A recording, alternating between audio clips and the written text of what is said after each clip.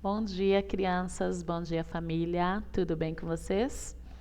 Hoje a nossa aula é do livro Ler e Escrever, aula do dia 27/7/2020. E nós vamos trabalhar da continuidade ao projeto Contos e Encantos. Pega seu livro do Ler e Escrever, coloca na página 110, faremos a leitura até a página 113. Nós faremos a leitura da primeira parte do conto, Ali Babá e os 40 Ladrões, ok? Porém, antes de fazermos essa leitura, a Pro vai narrar a história e você vai fazer a leitura acompanhando aí no teu livro, tá bom? Antes de fazermos essa leitura, vocês estão vendo esse slide com algumas perguntas? Você vai pegar o seu caderno, vai fazer o cabeçalho normalmente e vai copiar essas perguntas antes de ouvir a leitura. A primeira pergunta é, nós vamos ler a leitura, o conto, Ali Babá e os 40 Ladrões. Primeira pergunta, sobre o que o texto vai falar? Sobre o que o texto falará? De acordo com o título Ali Babá e os 40 Ladrões, você acha que esse texto vai falar sobre o quê? 2. Podem imaginar quem é Ali Babá? Será que o Ali Babá é um ladrão? Responda aí, antes de ouvir a história, tá? 3. O que será que vai acontecer nessa história? Qual vai ser o enredo, a ação da história? Será que vai ser uma história de suspense, um drama, uma comédia? Será que vai haver um romance? Será que vai haver algum roubo, algum assassinato? O que será que vai acontecer nessa história? Responda antes de ouvir a história. 4. Você já conhece essa história? Se já conhece, onde você ouviu? Quem já te contou essa história?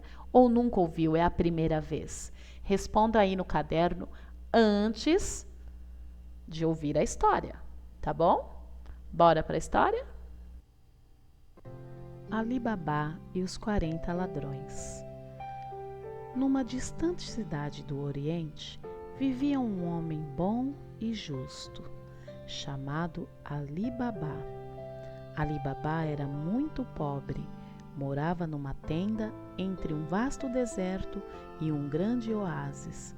Para sustentar a mulher Samira e os 4 filhos, Ali Babá oferecia seus serviços às caravanas de mercadores que passavam por ali. Estava sempre pronto para cuidar dos camelos, lavá-los, escová-los e dar-lhes água e alimento. Os ricos comerciantes já conheciam Ali Babá e gostavam muito do seu serviço. Ele sempre cobrava o preço justo pelo trabalho. Porém, muitas vezes, os mercadores davam-lhe mais, pois sabia que ele vivia em dificuldades. Aqui estão 10 moedas de prata para você, Ali Babá. E obrigado por ter cuidado tão bem dos meus camelos. Mas, senhor, são só 5 moedas que costumo cobrar, respondia honestamente Ali Babá. Sim, eu sei, meu bom homem, mas quero gratificá-lo. Obrigado, patrão, agradeço em nome dos meus filhos. Samira em casa também trabalhava muito. Além de cuidar dos filhos e das tarefas do lar, remendava a tenda que já era velha e cuidava de uma horta plantando tudo o que podia, preocupada em economizar. Veja, Samira, minha mulher, hoje os homens da caravana foram muito generosos. Deram-me 10 moedas. Graças a Alá, agora poderemos comprar uma túnica nova para bem e outra para ornar. Eles têm passado frio. Sim, Samira, amanhã mesmo vou fazer isso. A caravana vai embora ainda hoje e até o mês que vem não terei mais trabalho. Era difícil a vida de Ali Babá.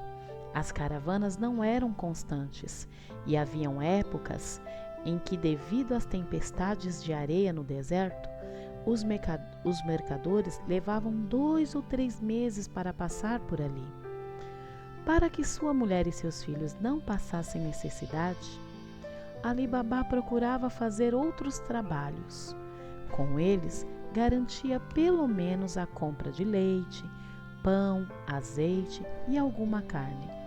Assim, quando não havia caravanas, Ali Babá entrava numa floresta que fazia parte do oásis entre o deserto e a cidade. Lá, ele colhia tâmaras e damasco, colocava-os em cestos e depois ia vendê-los no grande bazar da cidade. Que bom! Hoje consegui apanhar meio cestos de frutas, mas já é tarde, não consigo mais enxergar.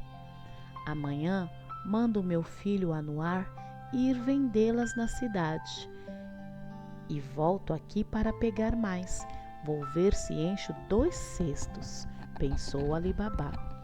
No dia seguinte, bem cedinho, lá se foi Ali Babá, com seus cestos vazios, dispostos a enchê-los de tâmaras e damascos. Estava no alto de uma tamareira quando ouviu um rumoroso tropel de cavalos. Muito estranho esse barulho de patas de cavalos, refletiu Ali Babá.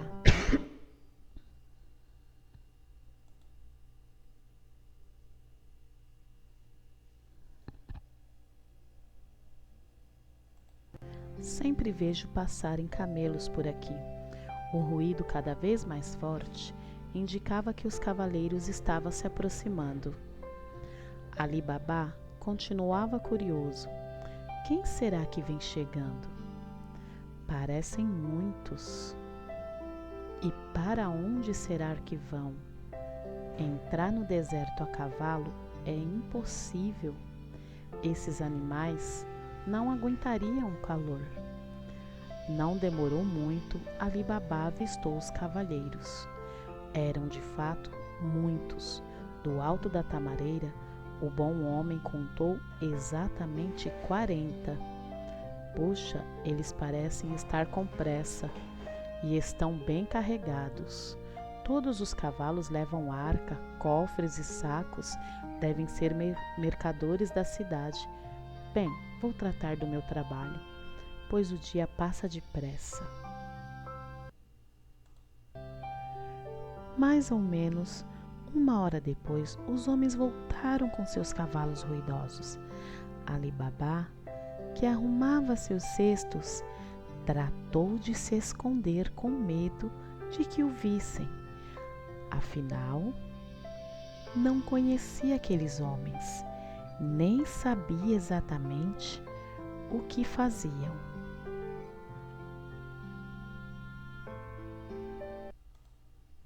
Lá vão eles, não são mesmo homens do deserto, estão voltando para o lado da cidade.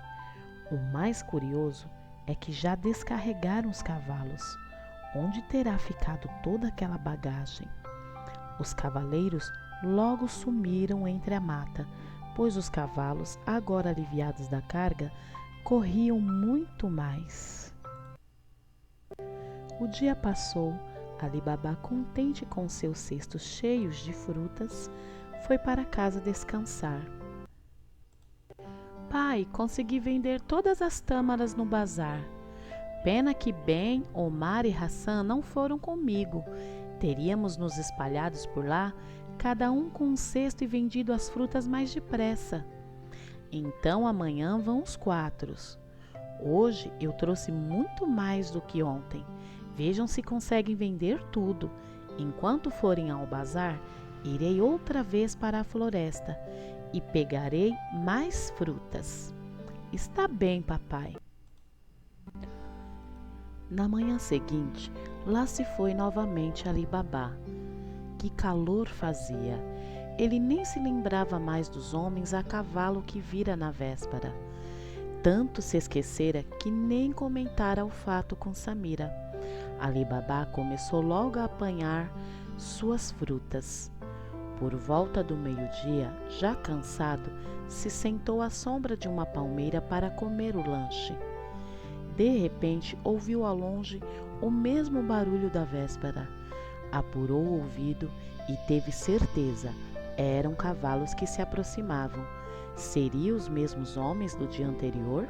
Se fosse, estavam passando um pouco mais tarde.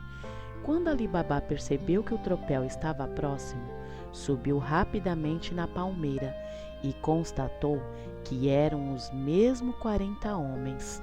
Para onde iriam? Hoje vou atrás deles. Quero ver para onde vão. Não deve ir muito longe daqui. Estão carregados outra vez. Ali Baba teve sorte. Enquanto descia da palmeira para tomar a estrada e seguir o rastro dos cavalos, o chefe dos cavaleiros resolveu parar para os animais beberem água. Quando Ali Baba chegou, os homens estavam começando a se levantar para continuar o caminho. Agora posso vê-los de perto, pensou Ali Baba. Que gente esquisita, são tão mal encarados. E todos armados com facas e cimitarras. Vamos, vamos, chega de folga. Temos de descarregar tudo isso que roubamos hoje e voltar logo para a cidade. Amanhã é outro dia, disse o chefe. Por Alá, eles são ladrões, concluiu Ali Baba. Que perigo se me descobrissem. Certamente me matarão. Estão armados até os dentes.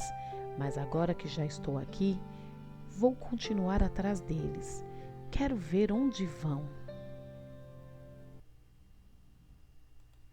Refeitos os cavalos, puseram-se a galopar. Ali Baba teve de correr muito para não perdê-los de vista. Conseguiu chegar ao lugar em que haviam parado e viu que somente o chefe descera do cavalo. Era uma clareira na floresta, no fundo da qual havia uma pedreira não muito alta. De frente para a pedreira, o chefe, em pé, segurando as rédeas do cavalo, ficou bem no meio com ar solene. Deu uma ordem. Abra-te, Sésamo. Ali Baba não conseguia entender o que estava acontecendo. Por que os ladrões estavam ali, num lugar deserto, onde não havia nada e ninguém? Por que ficavam dispostos daquela maneira? E que significado tinha aquela frase que o chefe falara? Ele esperou apenas alguns segundos para obter as respostas a todas essas perguntas. Logo depois da ordem dada pelo chefe, uma grande rocha da pedreira se moveu, abrindo a entrada de uma gruta. Os 40 ladrões entraram em fila e atrás do último a pedreira se fechou. Não acredito no que estou vendo. Agora compreendo tudo. Eles devem guardar objetos roubados dentro dessa gruta, que se abre e se fecha. Por isso ontem os cavalos voltaram descarregados. Vou ficar escondido atrás desta árvore. Eles terão de sair de dentro, pois acho que voltarão à cidade, decidiu Ali Baba.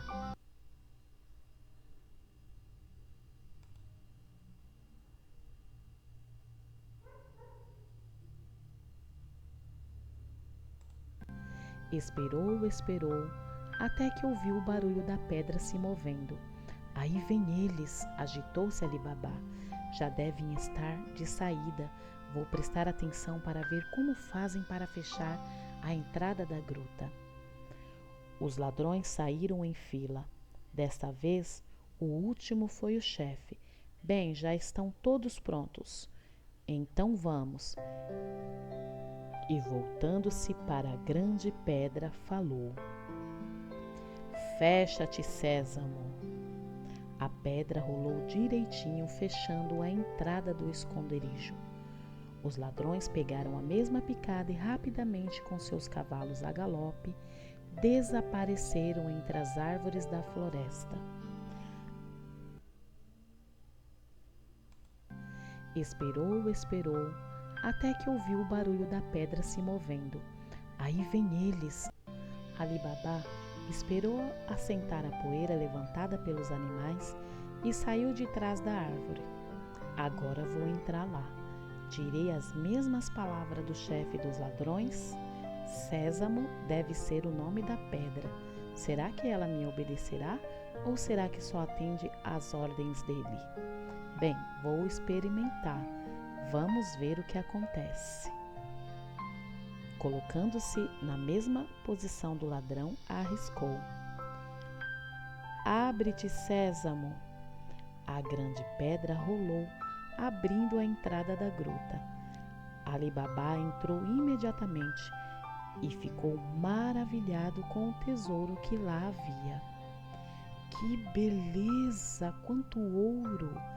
Quantas pedras preciosas! Quantas moedas! E pensar que há tanta gente pobre passando necessidade, sem casa, sem roupa, sem comida. De quem será que eles roubaram tanta riqueza? Deve ser das caravanas. Ali Baba deu uma volta por dentro da gruta, que era iluminada por tochas.